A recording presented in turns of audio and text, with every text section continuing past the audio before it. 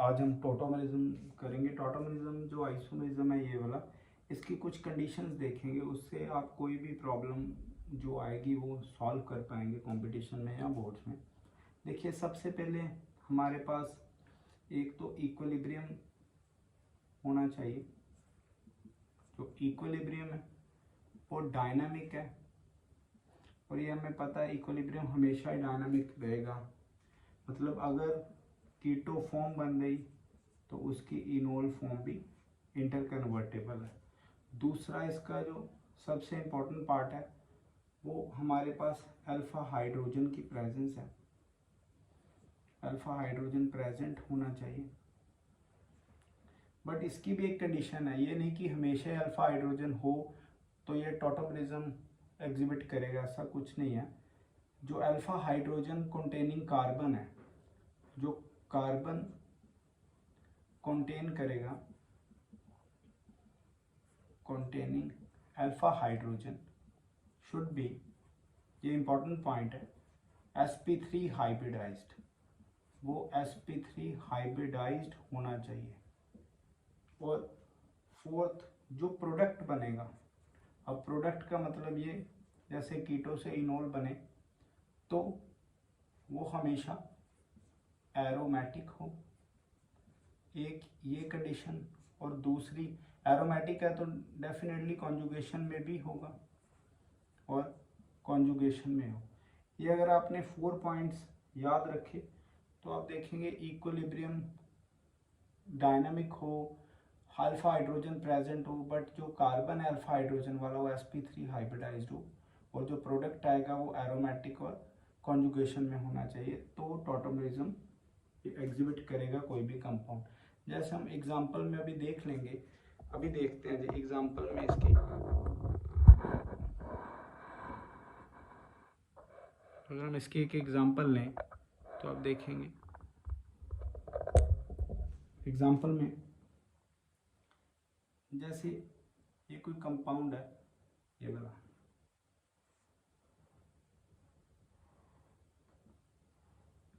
देखिए ये कंपाउंड है। इस कंपाउंड में ये वाला जो कार्बन है, क्योंकि हमने अल्फा हाइड्रोजन लेना है, alpha hydrogen exactly alpha carbon के ऊपर लगा होगा, तो आप देखिए अल्फा हाइड्रोजन अल्फा कार्बन के ऊपर लगेगा तो ये भी अल्फा कार्बन है। नेक्स्ट टू दिस कार्बन ये भी अल्फा कार्बन है। बट इसकी अगर आप हाइब्रिडाइजेशन देखो तो ये सिग्मा बॉन्ड है, पाई बॉन्ड और सिग्मा बॉन्ड। तो अगर आप इसकी हाइब्रिडाइजेशन देखो तो इसके साथ ऑल्दो हाइड्रोजन लगा तो होगा ही, पर ये वाला sp2 हाइब्रिडाइज्ड है।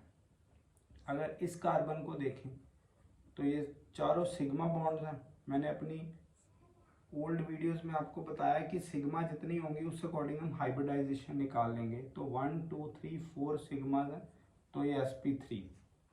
चलो अब चेक करते हैं इनका प्रोडक्ट। हमें पता कि जो sp3 हाइब्रिडाइज्ड कार्बन है, मतलब ये वाला, तो ये वाला हाइड्रोजन जाएगा ऑक्सीजन की तरफ, और जिस तरफ से हाइड्रोजन आया उस और डबल बॉन्ड माइग्रेशन होगा। तो ये जो प्रोडक्ट बना वो बनेगा इस तरह से, और ये डबल बॉन्ड। अब देखिए हकल रूल के अकॉर्डिंग इसमें 2 और 2 4 पाई इलेक्ट्रॉन्स है। 4 पाई इलेक्ट्रॉन होने के कारण ये वाला जो कंपाउंड है ये एंटी एरोमेटिक है, एंटी एरोमेटिक है। देखिए इसमें कॉन्जुगेशन तो है, double bond single bond double bond single bond, पर कॉन्जुगेशन के बाद हम निकालते हैं या तो एरोमेटिक हो या एंटी एरोमेटिक। तो एंटी एरोमेटिक कंपाउंड जो केमिस्ट्री में सबसे लीस्ट स्टेबल है, हम कह सकते हैं ये सबसे ज़्यादा अनस्टेबल है। तो देखिए इसमें कीटो इनोल इक्विलिब्रियम नज़र आ रहा है, ये कीटो है और ये इनोल है, फिर भी ये एंटी एरोमेटिक होने के कारण हम इसको कंसिडर ही नहीं करेंगे। इट मीन इसकी कोई परसेंटेज फॉर्मेशन में आई ही नहीं। अगर हम थोड़ा सा आगे चले, अगर मैं आपको कुछ और एग्जांपल्स में समझाऊं, देखिए अगर आप ये वाला कोई कंपाउंड लें, देखिए कोई ऐसा हम कंपाउंड एक लेंगे, ये डबल बॉन्ड है, ये भी डबल बॉन्ड, और इसमें देखिए ये कोई कंपाउंड है।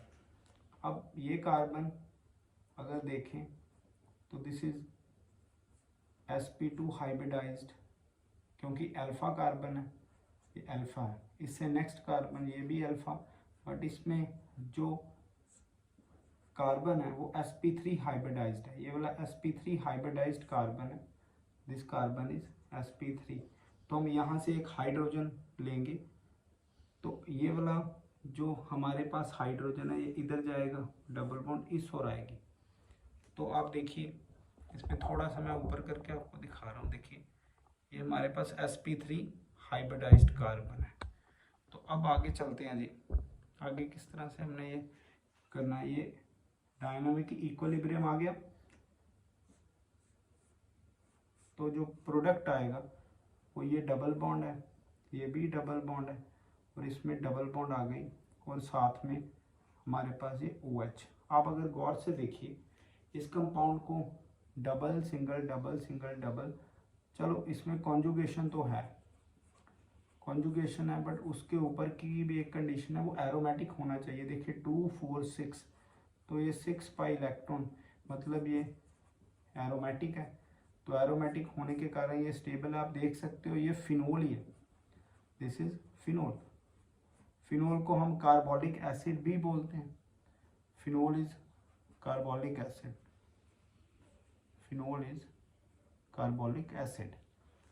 तो अगर हम ये फिनोल कार्बोलिक एसिड को देखें तो ये बड़ा ज़्यादा स्टेबल है, क्योंकि इसमें हमने रेजोनेंस देखी है। जब रेजोनेंस इसमें देख ली तो इट मीन ये स्टेबल है, तो ये इसका टॉटोमर बना है।